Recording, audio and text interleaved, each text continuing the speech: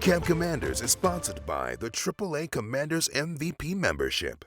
All right, so even with the break at training camp, we are still bringing you more access to the Commanders. Look who's here, John Hey. Durant, coming in the air conditioning for a little bit. It's nice. You've been out in Ashburn for 2 days with the team. What's the vibe? You know, it's every year, right? There's a lot of energy. It's a brand new season, a lot to be excited about. Hopefully, a lot of healthy players going into this season, regular season. But so far, it's been all defense. The first two practices, not unusual, right? Offense is going to win some days, defense is going to win some days. But the team's also been working a lot of red zone, according to Dan Quinn. So if you don't know what that is, that's the 20-yard line into the end zone. Not a whole lot of space for the offense to work with, especially the receivers. Getting open has been a problem for Terry McLaurin and company, but that's not unusual when you're working in the red zone.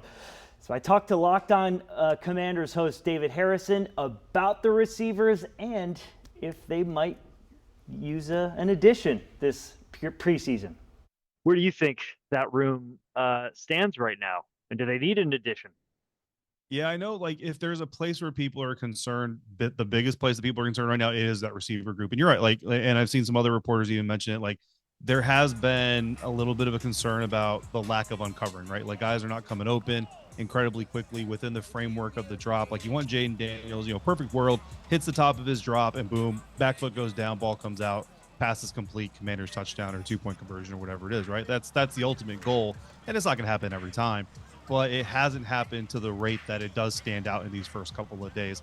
Part of that is red zone, obviously. Part of that, I think, too, is naturally defenses tend to kind of start a little bit ahead because defensive schemes tend to be a little bit less complex than offensive schemes. Timing and things like that absolutely matter. But is it time to kind of say, like, they need to go get, like, a Stephon Diggs? I know he's the free agent that a lot of people are talking about. I don't know that I'm to the point where I think, like, they got, like, if Stephon Diggs is not on the field Saturday morning, I'm going to have a problem with that. I don't think I'm there yet. If it persists, I should say, into, like, we expect to see more, like, full field stuff here in the next, 2 or 3 practices. If that continues, then I think we need to have the conversation, or, we might even start having it, before then, that yes, they do need to bring in, like, a guy like Stephon Diggs.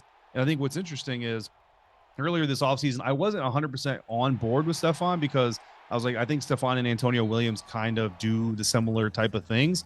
But now that we're seeing more of David Blau's intention rolled out, and without, giving away so much that we get in trouble, I think that there is a fit for Stephon and for Antonio to coexist and to both get significant reps alongside Terry McLaurin.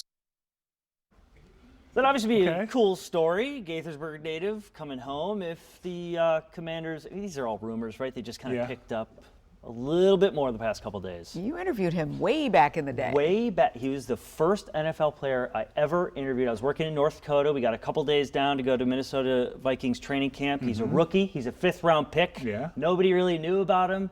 I thought there was going to be a wave of reporters behind me going up to talk to Stephon after practice. Nobody did. It was a one-on-one. I was, Maybe you knew. Right. I was a little, intimidated. But I'm happy, then he turned out to be a superstar, right? Yeah. People didn't even know, what's this guy going to be? Is he going to make the team, 5th-round pick? And If he comes here, you got to get the scoops. Okay. I'll let him know. I'll No say, pressure. Hey, you remember me, right? Yeah, remember North Stephon back Dakota? 2015. Back in the You day. were there from the beginning. I was. Before I was. anyone else. You've been here the whole time. Yeah. You are the Marshawn Lynch of interviewing I like Stephon that. Diggs. There it is. Tell me more.